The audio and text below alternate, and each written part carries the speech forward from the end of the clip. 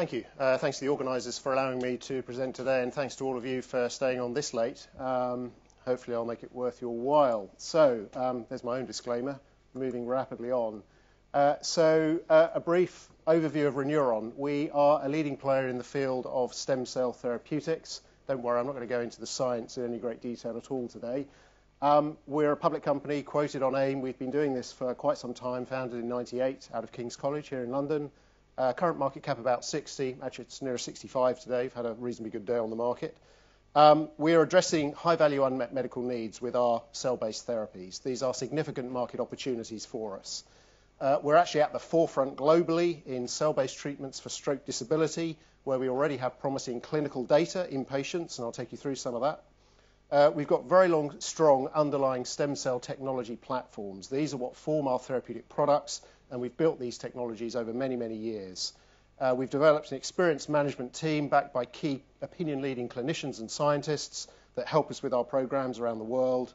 Over many years, we've also built a very, very strong IP portfolio around what we do, and importantly, we're targeting some very significant clinical milestones over the next 2 years, as you'll see towards the end. In terms of the investor base, we're well-backed and well-funded, I'm pleased to say. I've listed the key investors here. Neil Woodford at Woodford Investment Management is the main shareholder these days, has 20% of the stock, which is about as high as he can go for small public companies like us. And we have a number of both generalist and specialist life science institutions underneath Woodford as well, backing us. So I'm very pleased with the investor base we currently have. Around 18 months ago, we raised 25 million on the equity markets and a further 12 million of grant commitments, including from the Welsh Government. And that will enable us now to fund our programs through to key value inflection points over that 2-year period. Just a quick note on the board, especially our non-executive board, and we're delighted and privileged to have not only a large number of non-execs for a small AIM company, but these are all highly experienced gentlemen in the field of biotech and pharma more generally. So they lend their weight and certainly punch above their weight when it comes to assisting us from both a commercial, a clinical, a regulatory, a financial and a medical perspective. So a very heavy-hitting board for a biotech company like us. So why is regenerative medicine or cell therapy so important? Well, this is a quote I've taken from the Alliance for Regenerative Medicine website. That's the US trade body for this field, and I think the quote is somewhat self-explanatory. The image beneath it is a little difficult to see, but focus on the grey, on the shaded area there. That represents the difference from a US perspective in this case of where chronic disease healthcare costs are going compared with where they've been historically.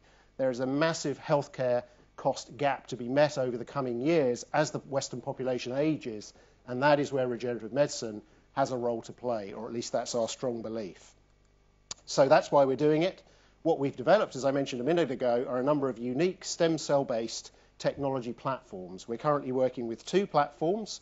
One is called CTX, and that's because it was originally derived from cortex brain tissue, hence the designator, and that stem cell line forms the basis of our cell therapy treatments for stroke and lower limb ischemia, and I'll come to both of those in a minute.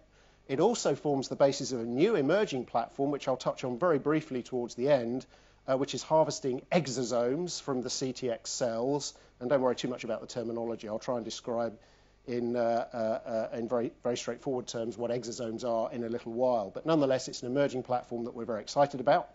Our second platform is called HRPCs. That stands for Human Retinal Progenitor Cells. And unsurprisingly, we're targeting that stem cell asset at back of the eye, retinal degenerative diseases, diseases that ultimately cause blindness. So what is our therapeutic pipeline? Well, I've listed them here. So as you can see, we're currently targeting 3 therapeutic areas. CTX targets 2 of them, our lead program in stroke disability and our follow-on program in critical limb ischemia. As you can see, stroke is in phase 2 already. CLI is in phase 1 clinical trials, and our treatment for retinitis pigmentosa, which is one of those blindness-causing diseases I mentioned, that's about to go into the clinic, we hope, in the US this year. And our exosome program at the bottom there is kind of in its research phase. Sorry, the bars have sort of shifted a bit towards the bottom there, but I think you get the general idea. So let's move on to the programs briefly in turn. So why are we targeting stroke? Well, quite simply, stroke is the largest single cause of adult disability in the developed world, around 800,000 stroke events per annum in the US, including Europe. That's about 1.5 million per annum.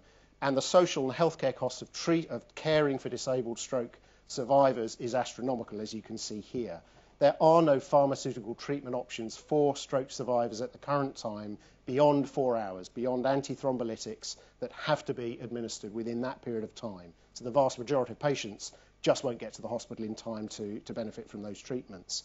So we see a blockbuster market opportunity here, a multi-billion-dollar opportunity, if we can use a cell-mediated approach to improve the functionality, the motor deficits that these disabled stroke survivors suffer from. And because of that, we generated or undertook a large number of preclinical studies in animal models using CTX cells, and those studies have all now been published several times over in peer-reviewed scientific journals, and that gave us the impetus to move this program into clinical development in man. And simply the target in man is to improve the recovery of motor function in disabled stroke patients, making them less reliant on health and social care, and therefore going some way to alleviating that projected increase in government spend and private spend on caring for these patients and others with chronic diseases. So where have we got to? Well, we've recently completed a phase 1, the first stage of clinical development, here in the UK in 11 disabled ischemic stroke patients. Ischemic stroke is the most common type of stroke, a blockage of blood flow to the brain. In this trial, we saw no cell-related immunological adverse events. So in other words, the treatment appears to have a good safety profile, well tolerated by the patients. What we also saw, intriguingly, was evidence of sustained reductions in neurological impairment and spasticity in many of the patients we treated, and quite markedly so in a small number of them, one of whom is Frank Marsh, who you see in the image here, who attracted quite a bit of publicity when he recounted his experiences of being a patient in this study in the media about 18 months to 2 years ago. And if you come to our stand afterwards, we have that feed on a laptop, and you can also get to it through our website as well. So we're now in phase 2, which is a clinical trial to confirm the efficacy signal we saw in phase 1. That's also underway in the UK, and we should get our first readout in that study late this year. That will be a benchmark read for us and for the general cell therapy field, given the importance of this disease.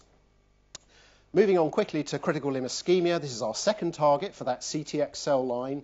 Critical limb ischemia is a loss of blood flow to the lower limb, ultimately leading to gangrene, amputation, and in many cases death post-amputation. It's very common in diabetics. Around 70% of CLI patients will be diabetics. Many amputations per annum in the developed world due to CLI, and a consequent huge healthcare cost burden as well.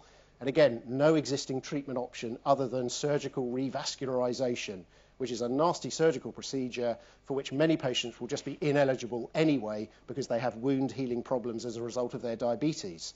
So again, another blockbuster market opportunity for us here. Again, we've published preclinical evidence showing that our CTX cells restore blood flow in models of this disease. And on the back of that, we've got a phase 1 safety study currently underway in the UK, and we're looking to move into a phase 2 study before the end of this year. And the target here, quite simply, is to improve blood flow in the lower limbs of these CLI patients, leading to reduced amputation and death. The final program that I mentioned on the pipeline was retinitis pigmentosa. This is using our human retinal progenitor cells, the ones we originally derived from retinal tissue. And RP, the first target, is an inherited degenerative eye disease. What you end up with is what you see in the image here, this gradual loss of peripheral vision over a number of years, ultimately leading to blindness. And importantly, our treatment for RP, which is a relatively rare condition, benefits from orphan drug designation here in Europe and in the US. And if you can get orphan drug designation, it means you have significant market exclusivity if you can get your treatment to market, providing no other better treatments exist at that time. So orphan drug designation is of great interest to pharmaceutical companies who might eventually buy this program because they like the notion of that exclusivity if the data is good enough. Again, like the other programs, we've published preclinical data demonstrating that in this case, our retinal progenitor cells improve visual acuity in animal models of this disease. And we're hoping, as I mentioned earlier, to go into a combined phase 1-2 safety efficacy study in the US later this year. We're hoping to make that filing within the next couple of months or so. I said I'd touch on exosomes very briefly, and again, I'm not a scientist by background, so sometimes I'm as flummoxed by this stuff as anyone else. Suffice to say, exosomes, and you see a nice image of one here. This is from actually a movie that you can again see on our website. Exosomes are these nano-sized vesicles that stem cells secrete, and we believe that it's the exosomes that give our CTX cells many of their beneficial effects. They're thought to play a fundamental role in cell-to-cell signaling, and indeed, in this very area, a Nobel Prize was won a couple of years ago by a group working in this precise area. Importantly for us, we can harvest our exosomes from our CTX cells, and that therefore gives us the basis of another therapeutic platform kind of for free. We're just using the byproducts of CTX cell manufacture and harvesting something useful from the spent media. So we're currently testing these vesicles or exosomes in a number of new therapeutic areas beyond those we're targeting with our cell-based approaches, and examples of that are tissue repair, fibrosis, and certain types of brain cancer, including glioblastoma, brain cancer in other words. So again, very exciting future platform, hopefully a future value generator for our business. So just coming back to the clinical milestones, which is really what I guess you guys are going to be interested in, how we're going to generate value, meaningful data, and remember in biotech, value is generated by clinical data. The better the data, the higher the value, because it's the data that will enable us to do commercial development deals with pharmaceutical companies or eventually to get the company acquired by those very same companies. And those companies can afford to pay for the best clinical data out there. So as you can see, the way to read this chart is from left to right over the next 2 years and looking at the programs in turn, one underneath the other. As you can see in stroke, we're looking to take that program over the next 2 years through phase 2 and into phase 3, which is the last clinical study you do before making market application. In CLI, as you can see, we're taking that program out of phase 1 and into phase 2 and garnering phase 2 data, efficacy data within this period as well. In light blue is our retinal program, where we're looking to commence a phase 1/2 study this year, garner data from that next year, and all being well, if we can generate some nice preclinical data this year, we'd hope to commence our first clinical trial with our exosome products in the first half of next year or sometime in 2016. That's a bit more speculative. All of this we can achieve within our current funding window.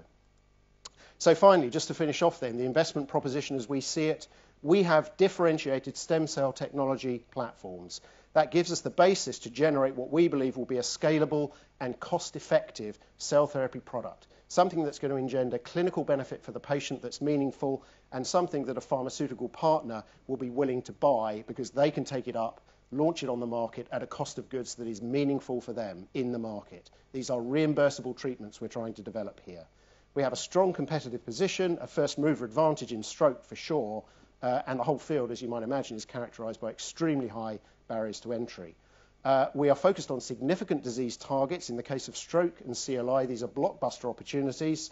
Usually in the field, that means that they're worth in the market at least $1 billion a year in revenues if you can get them through to market.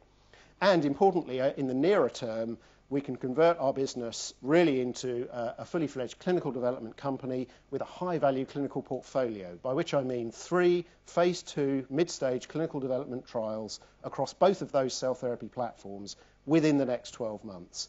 We're well backed and well funded to achieve just that, with a strong institutional shareholder base that would be able to take us further forward should we require them to once we garner these data. So we're giving ourselves some optionality here. Do we do high-value deals, or do we maybe ask Woodford and the rest to fund us through into pivotal clinical trials? You know, we're giving ourselves the choice, putting ourselves in the best possible position to realise value. We have a strong team now to be able to do that. And as you've seen, we're funded to reach those key clinical milestones over the next 2 years, from which we would hope to inherently build value by generation of the data itself, and hopefully to be able to do subsequent commercial development deals based on those data. So please do visit us at the stand in what remains of today, and thank you very much for your attention.